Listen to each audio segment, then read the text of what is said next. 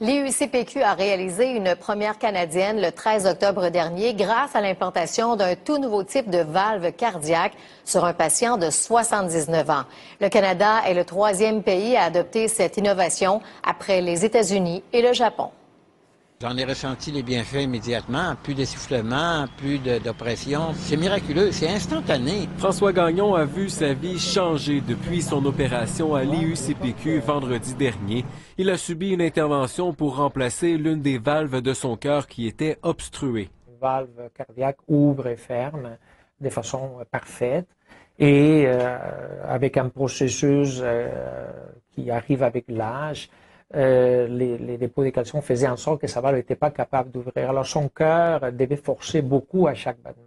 Une opération de routine pour le docteur Rodez Cabot, mais la valve qu'il a utilisée était différente des autres. Le tissu bovin a été traité avec une technologie qui réduit l'accumulation de calcium. Et cette valve avait un traitement au niveau de ses feuillets qui devrait permettre une plus longue durabilité. C'était la première fois que cette technologie était utilisée pour un patient canadien.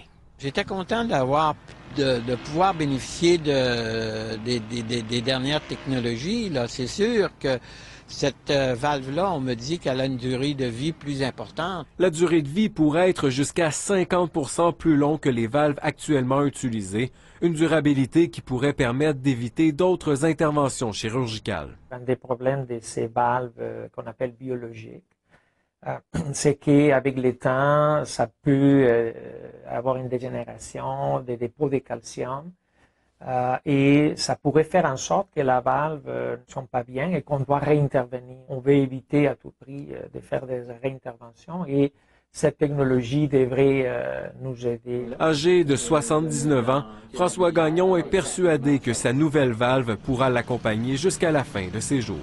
De vivre heureux encore longtemps, en bonne santé, c'est bien sûr. Chacun, je pense, désire mourir en santé.